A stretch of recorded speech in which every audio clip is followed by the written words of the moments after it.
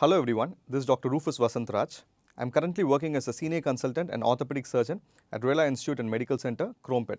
I am basically specialized in joint replacement, trauma, arthroscopy and sports medicine. I basically did my MBBS from Madras Medical College, did further orthopedic specialty training and then did multiple fellowship trainings in various parts of India as well as outside India like Spain, Australia, China and Singapore. Today I am going to discuss about a very important topic about keyhole surgeries in orthopedics. Basically the keyhole surgeries in orthopedics are called as arthroscopy surgery. So what does arthroscopy mean? Arthroscopy literally means looking inside a knee joint. As a doctor, I will make very small incisions in your joint and then put a camera inside your knee joint and visualize the knee joint. So basically arthroscopy or a keyhole surgery is a very safe and effective procedure in diagnosing as well as treating the problems inside a knee joint or any other joint. How is arthroscopy performed? Arthroscopy basically is different from a conventional surgery. In a conventional surgery, we normally make big surgical incisions. Like if you look at 10 or 15 years before, all major surgeries were done with big surgical incisions. The disadvantage with this big surgical incisions were you have to make a big incision, so automatically the recovery is slowed down, the wound healing, everything takes a longer time. But if you look at a keyhole surgery, the incisions are so small that the recovery is much faster. As a doctor, what I would do is that I will pass a small arthroscope inside a knee joint. So this is like a pencil-like instrument. It has got two important parts, lens and a lighting source. So lens basically magnifies the image inside the knee joint and the lighting source gives the light into the knee joint. And this is transferred by a fiber optic cable to a television monitor. So basically it's like playing a video game. You pass the knee scope into the joint and then look at the monitor and start operating. So this carries the biggest advantage that everything is directly seen. So when a patient comes to you with any problem, the first step would obviously be asking the question about the patient's symptoms. So once the patient's symptoms are known, the doctor clinically examines the patient and tries to establish a diagnosis. The various tools which are helping in diagnosis are X-ray, MRI, CT scan. But we have to understand that all these X-ray imaging or any kind of imaging are just a shadow of your joint. So this shadow of your joint only gives a rough image of the joint. The best thing to look at the joint is to directly look into the joint. So arthroscopy or the keyhole surgery is a very important factor in this. So most of the times, even for just diagnosing a condition, like conditions which are very difficult to diagnose or not very conclusive with imaging, arthroscopy or a keyhole surgery provides a good impact on how to diagnose the joint or the joint pathology. So arthroscopy or the keyhole surgery can be done literally in almost all joints of your body. The common joints which are undergoing arthroscopy or keyhole surgery are the knee, shoulder, followed by the hip, ankle, elbow and wrist. I will start with the first knee joint. So if you look at the knee joint, there are few pathologies or few injuries which can happen to the knee joint. Especially there are two important ligaments into the knee joint, the anterior cruciate ligament and the posterior cruciate ligament. And you also have two shock absorbers, medial and lateral meniscus into the knee joint. So when these cruciate ligaments are injured, this can be reconstructed just with a keyhole surgery. So this provides a big impact for players, especially for sports people who undergo surgery for these kind of injuries, because their recovery phase is much shortened and they can get back to sports as early as possible. So what we actually do in a cruciate ligament injury, the most commonly injured cruciate ligament is an anterior cruciate ligament or the ACL. So once an ACL ligament is injured, the patient complains of instability. The patient feels that when he or she is walking or doing any pivoting movement, there is always a slip. They have a tendency to fall down.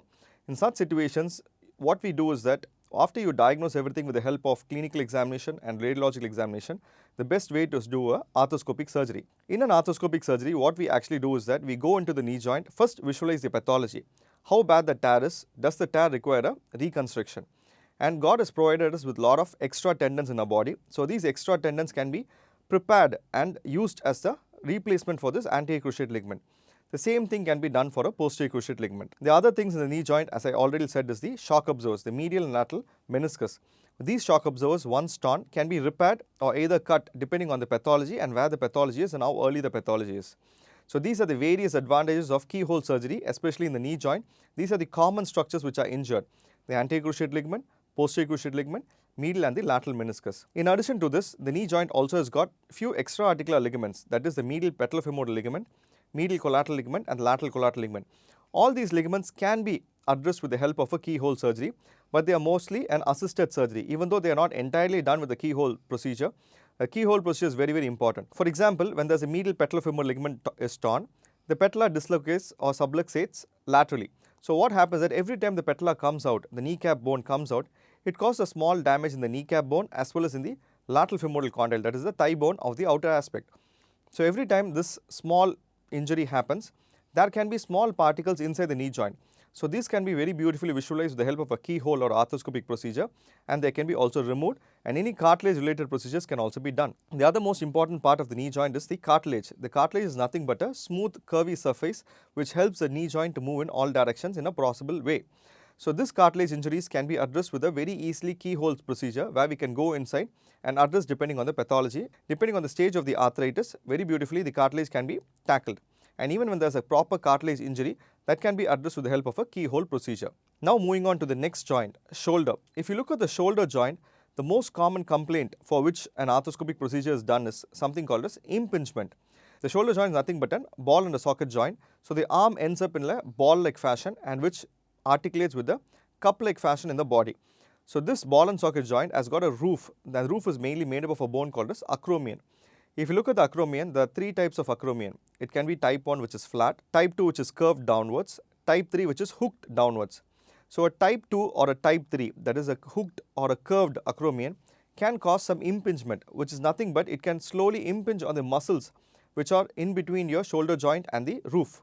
So these muscles can be torn as a result of impingement. So most of the patients, when they have an impingement problem, so this keyhole surgery is a very great helpful use because we can go inside and shave the part of the acromion which is caught the bony spurs or curved or hooked and make it flat.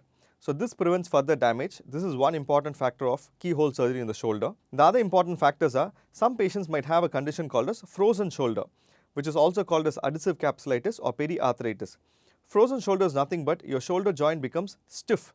So the most common cause is uncontrolled diabetes or hypothyroid, but this can happen for anybody. So when a shoulder joint is stiff, a keyhole procedure is very useful because we can make very small incisions, go into the joint, and we can release all the capsule and the tight structures, and this allows the patient to get back the full movement just like that in a very easy manner. The next important thing is that shoulder dislocation.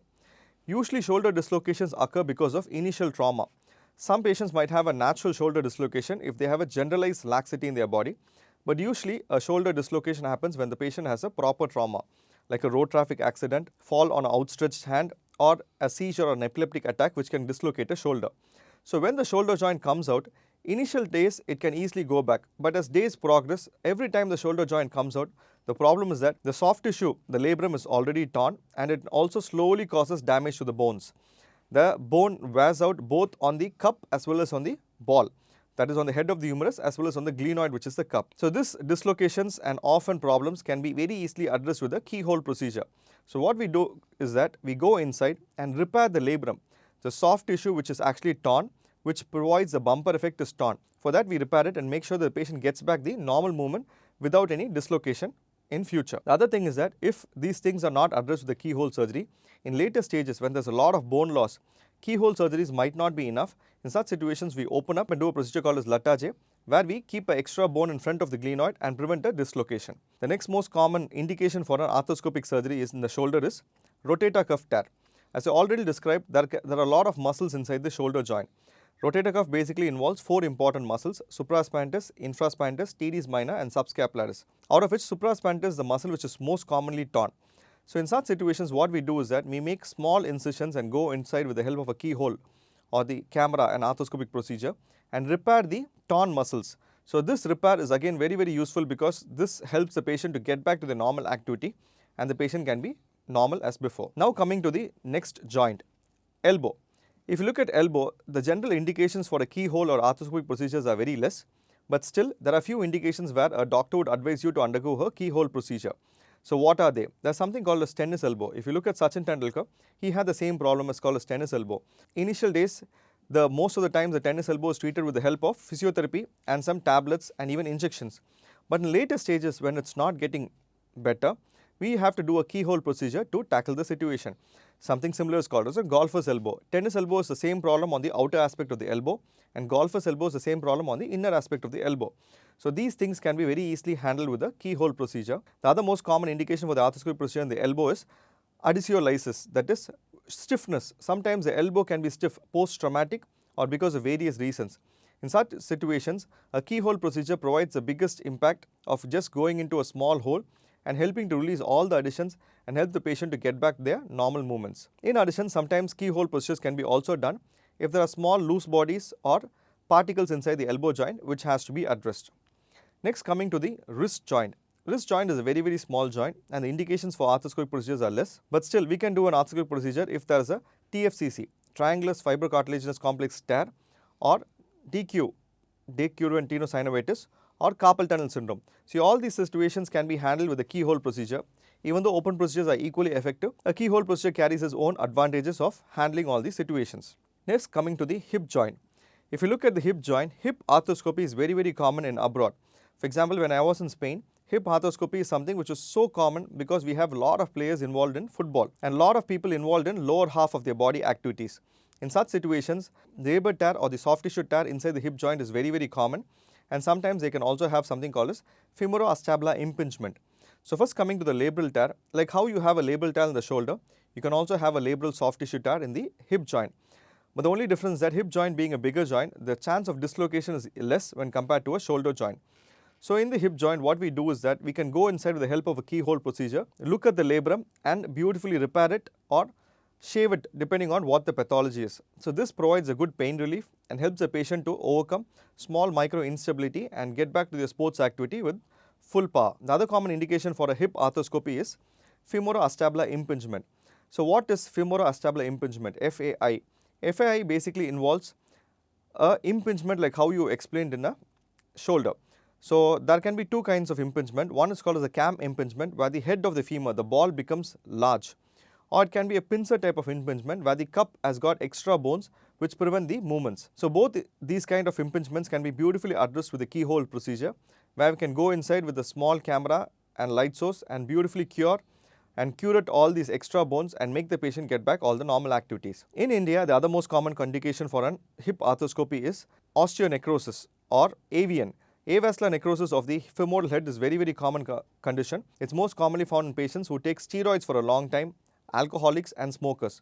So in such situations, the head of the femur, that is the ball, slowly starts to become decayed. In such situations, keyhole procedures can be useful in the initial stages, where we can go in, stimulate the bone and also inject stem cell therapies which help in the cartilage growth and other problems.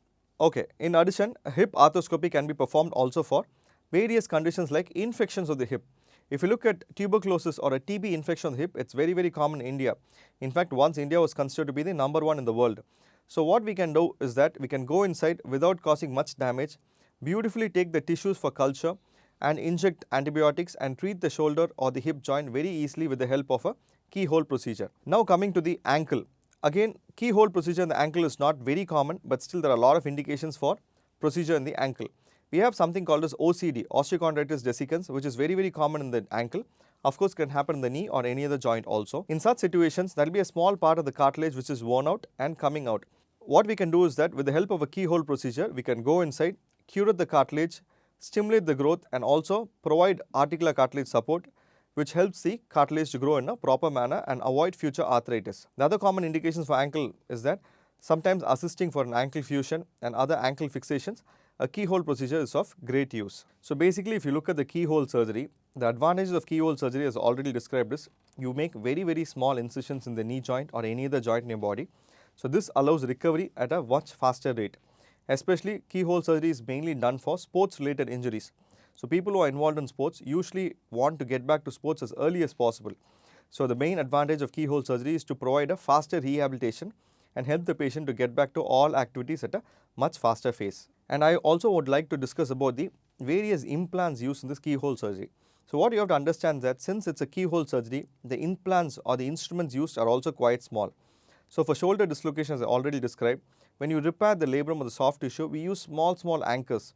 So these anchors come with preloaded threads, and these threads help us to repair the labrum or the soft tissue.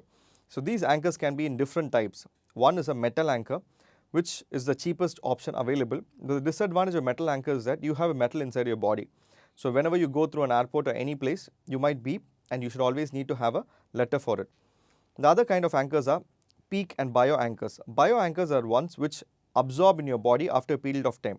Depending on the bioabsorbable material, maybe after 6 months or 1 year or 2 years, the material is completely absorbed and is completely inert and doesn't cause any defect or any problem in your shoulder or knee joint. So these are the various kinds of anchors used in your body, and these help us to recreate what is torn and repair it in such a way that you get back to all normal activities as possible. So the major thing about the keyhole surgery is that the post-operative protocol. So for the physiotherapist, it makes their life very easy because they can get into an active role as early as possible. So depending on what kind of surgery done, the doctor will advise you to undergo a proper physiotherapy rehabilitative protocol. So in this protocol, the initial protocol will always be passive assisted movements. The doctor will advise you to passively move the movements in all possible directions to avoid stiffness, because after many surgeries, patients tend to keep the joint in a stable position and not move it because of pain. But the disadvantage is that any joint which is not moved for a long time can slowly go into stiffness, and that can be a big headache to tackle. So a doctor will always advise you to start with a passive assisted. Passive assisted is nothing but assisted with the help of another person or your other hand, and slowly move the joint into all directions. Once the passive assisted ROM, the range of motion, is established, the next would be an active movement. So the next phase would be the doctor would advise you to slowly move the joint in all possible directions according to the joint capacity and with your own effort, without involving anyone's effort or anyone's help. So this is called as an active range of motion exercises. So once the active range of motion exercises are established and the movement is completely normal, then we start the strengthening phase. So strengthening phase is very crucial, because the strengthening phase only completes the cycle of the physiotherapy, and this allows you to get back into full movement and get into all activities as early as possible. Once the muscles are strengthened and the joint is stable, depending on what kind of sporting activity you are involved, we also put you through various physiotherapy protocols. For example, an ACL reconstruction might require almost 9 months for you to get back to a full-fledged sporting activity. So jump landing, turning, lot of things, biomechanics, everything is looked into, and only then the surgery is complete as a whole. So just operating on a knee joint or a shoulder joint doesn't finish the surgery, but after that, the proper physiotherapy protocol helps you to come out of all the major problems and helps you to get ahead of everybody. The other important thing which I want to discuss is back pain. I see a lot of patients coming with back pain. To be very surprised, most of the patients are young patients. So it's very common among people who are IT professionals who sit in front of system for long hours, people like Ola cab drivers who again sit for long hours. They all come with back pain, which is nothing but a mechanical back pain. Most of the patients are afraid when they have a back pain because you have the spinal cord at the back. So anything to the spinal cord can even paralyze your body. So in such situations, people are always scared, and they always come running to a doctor saying that I have a back pain. And sometimes the patients can also have radiculopathy. Your neck pain can radiate to your hands, and your back pain can radiate to your legs. So this radiculopathy is a classical symptom of your nerve being involved. So as a doctor, I would always like to examine the patient to look for any motor or sensory deficit. So basically, if you look at a nerve, when a nerve is injured or a nerve is compressed or any kind of nerve involvement, the nerve's functions, the functions of the nerves are basically disrupted. The common functions of the nerves are, one important thing is that it gives strength to the muscles.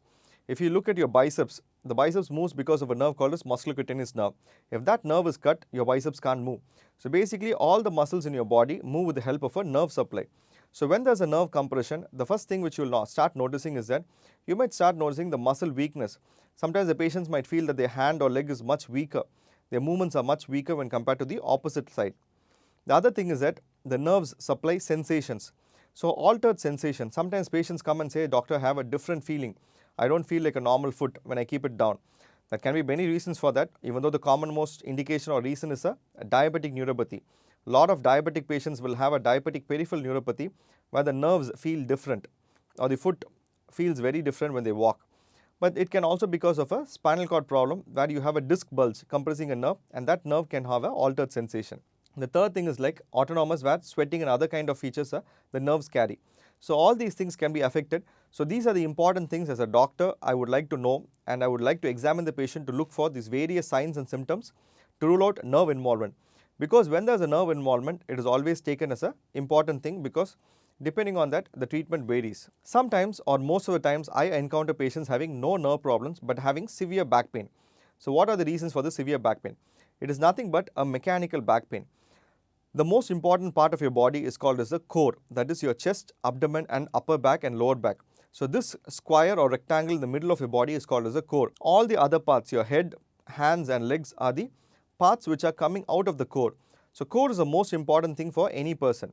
So if you look at a cricketer or a bowler who's jumping and bowling, the main thing is that they generate their power from the core, which is translated to their hands. If you tie a patient or tie a person and ask them to throw a ball, the speed is automatically reduced. The reason for the speed being reduced is because it is generated only from the hand. The power mainly comes from the core. So core is very important. So that's the reason why a badminton player jumps, or a volleyball player jumps, or a basketball player jumps. Everything is generating your power from the core. So most of the patients have a weak core, especially patients who have tummy, who have started developing tummy. They slowly stretch your back muscles and the back muscles go into a weaker mode. So when the back muscles become weak, the first things you will notice that sudden catch. When you have a long travel or you lift a weight, suddenly you will have a severe catch of your back. That is nothing but the muscles go into a spasm or a spastic mode to protect the spine. So the next phase is very obvious. Once your muscles are on the weaker phase and they are not functioning properly, any load directly falls on your spinal cord or the spinal bones, which can have drastic consequences. So as a doctor, I would always like to examine the core of the patient, and core strengthening, that is your front and back strengthening the core, is very important, because this strengthening exercises, even though they are tough to start with, over a period of time you can gradually get into the habit of doing it in a very casual way, and these things help you to completely come out of your back pain. Because as a doctor, when you come with the back pain, I can very easily treat you with physiotherapy and tablets, which will take you out of the pain. But this pain is going to keep on reoccurring as long as you strengthen your core muscles. So strengthening the core is something which is very important, which is the core problem for most of the other things happening around your body. And I also see a lot of patients with hamstring tightness. Hamstring is nothing but the muscles which are found at the back of your thigh. So patients who don't stretch themselves enough, many people want to get into sporting activity, but they don't stretch themselves enough. So they directly jump into activities without having a proper stretch. So all these things can cause stiffness. For example, if your hamstrings are tight, most of the men have tight hamstrings. Women are generally on the lax side. So they have a much better flexibility when compared to men.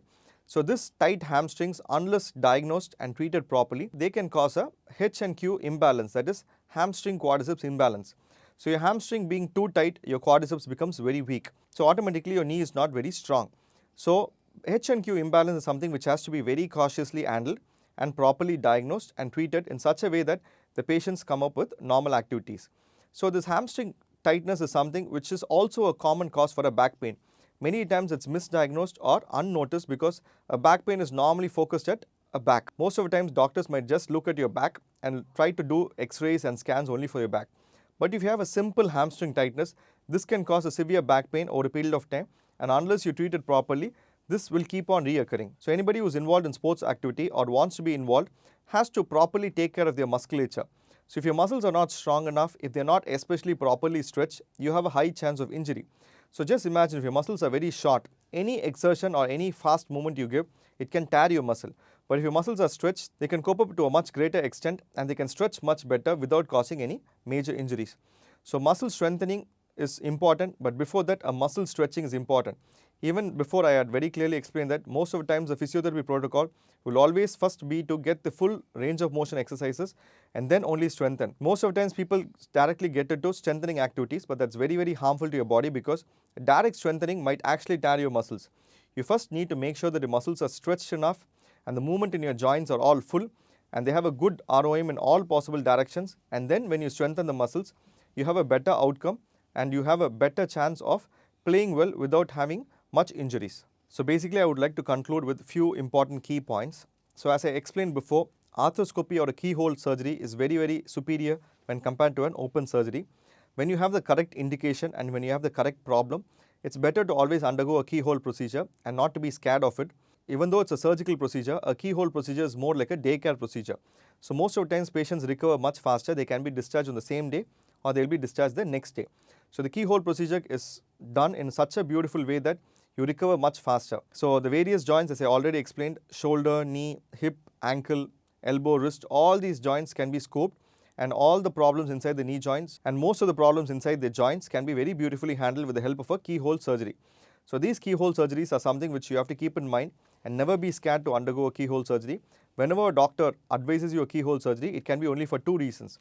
One is to establish a clear-cut diagnosis when sometimes your diagnosis is not very clear, and the second is to properly do a surgical procedure and cure all your problems with a minimally invasive solution so that you can get back to all normal activities as early as possible. The other important thing which I discussed today is the core. So core is very, very important. So most of the times when your core is weak, you have a high chance of getting back pains. So these back pains are something which can be a constant headache, and back pains when not addressed properly, they slowly get into various complications like spinal cord injuries and nerve related complications. The other important thing which I discussed today is also the hamstring. Most of the times patients miss, or the doctors miss, the hamstring injuries or the hamstring tightness, which is again a very, very key important factor in diagnosing, because it can be one of the reasons for your back pain, and it itself can cause a lot of knee pains also. So I hope that today's topic was very useful for you. I'll try to come up with more interesting topics and more common topics, and also if you have any kind of common topics which needs to be answered, especially in orthopedic department, you can always contact the channel and we will come up with it.